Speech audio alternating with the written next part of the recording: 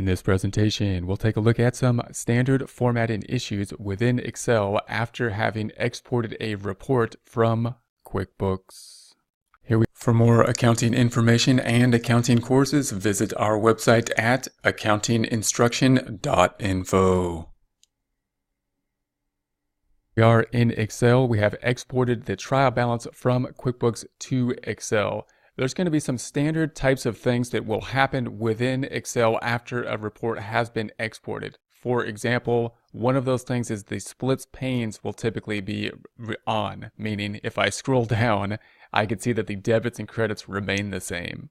Also, if we go to the second view over here to the page layout view, and I say OK, it's going to say the page layout view is not compatible with freeze panes. So that's one indication that there's a freeze panes issue. And see, these are the freeze panes. So to get rid of that, we go to the View tab up top, and then we go to the Windows group, and then we want to get rid of the splits. It's not really the freeze panes, it's the splits here that they have turned on, and we'll undo that, and there we have it. Now I'm going to go back to the normal view by going down below to the normal, to this little icon, to the normal view. That's how I switch views. There's a couple different ways you can switch views as well. That's one thing that we can adjust within the formatting. The other is that we always get this second tab here, and this is direction. So anytime that you export something, you typically get this tab. Once you've looked over it one time, you could probably delete it. So I'm going to go ahead and right click on it and delete that tab and say OK. And then we might want to rename this tab and call it something like a trial balance, especially if we have more than one tabs here. So I'm going to do that by double clicking on it, and then I'm just going to call it TB for trial balance. You do have a limited space to how much you put there, so be aware of that. So abbreviations are good. I'm going to just click up top then to get out of that. Then we have these two items. Note that there's going to be differences in terms of the formatting of the cells. I'd rather have everything to be the same format, and we're actually going to eliminate the debits and credits at some point. Therefore, I'm just going to eliminate these whole columns altogether. I don't really need these columns. We're going to put our own labels on them.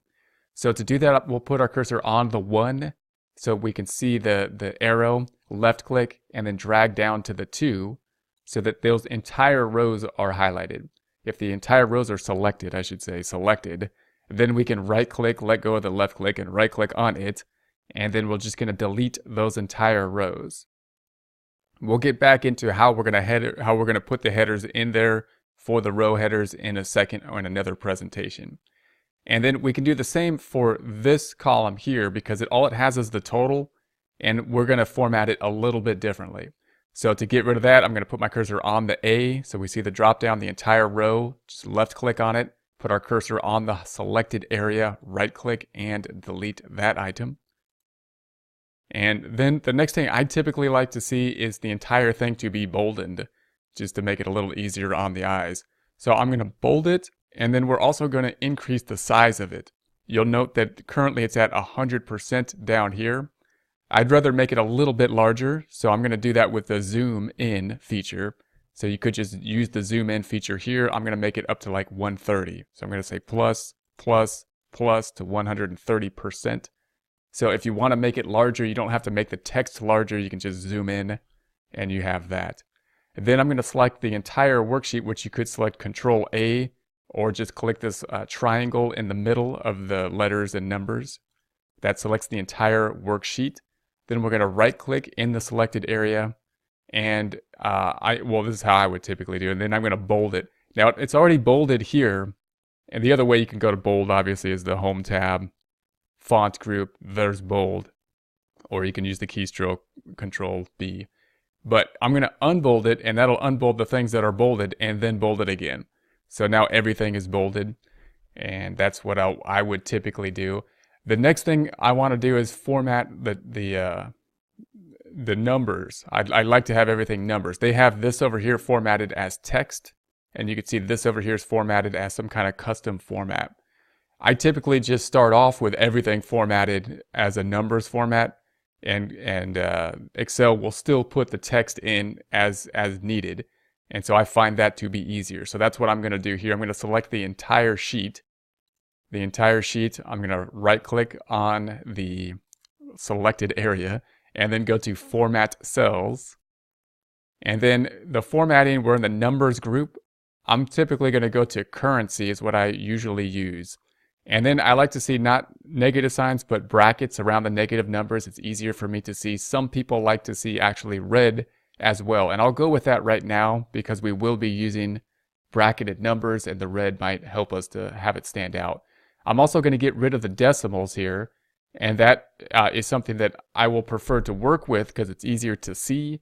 Just be aware that if you enter this data back into QuickBooks and you want to zero anything out, then you're going to be left with pennies in there. So you have to just be aware if you want to get rid of these or not. If you're just using it for tax preparation, you typically don't have pennies in the tax preparation, so we can get rid of the cents. It will round, however. Be aware of that. So we're going to say OK.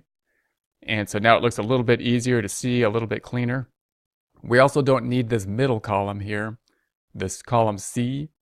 So I'm going to go to the top up top on column C, that drop down, select it, right click it, and delete that.